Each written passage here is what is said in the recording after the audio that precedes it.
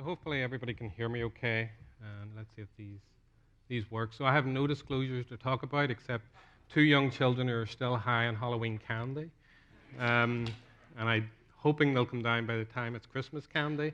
I'd like to thank the organizers, Dave especially, for asking me to present today.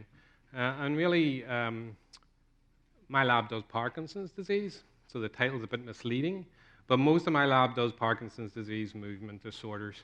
And really, you know, trying to get at the genetic underpinning of these types of diseases to really, in a way, as Dr. Atwell would talk about this morning, the idea of this individualized medicine, each patient having a defined genetic background that's causing the risk of their disease. And the role of genetics really underpins individualized medicine. It's not just at the diagnostic level. It's not just, what do you have and why is there a genetic basis to that disease.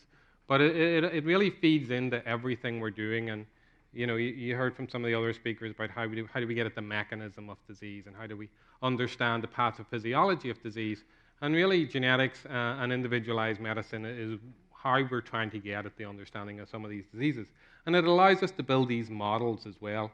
As Dr. Boo spoke about, these organoids are really the latest thing that allow us to model a disease of the brain in the lab we've never been able to do that really truly before.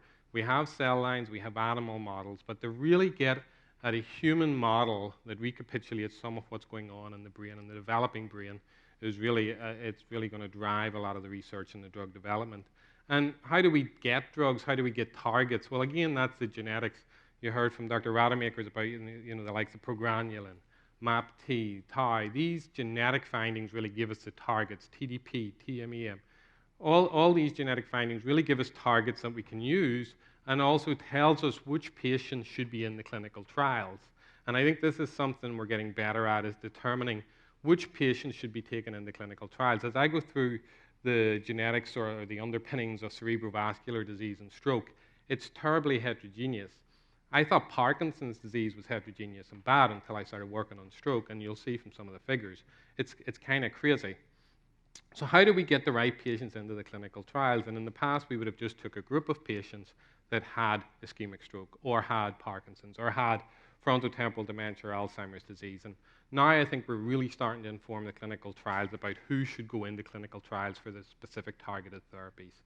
The other side of that is pharmacogenomics. And pharmacogenomics in cerebrovascular disease has become very important, and it's actually one of the leaders in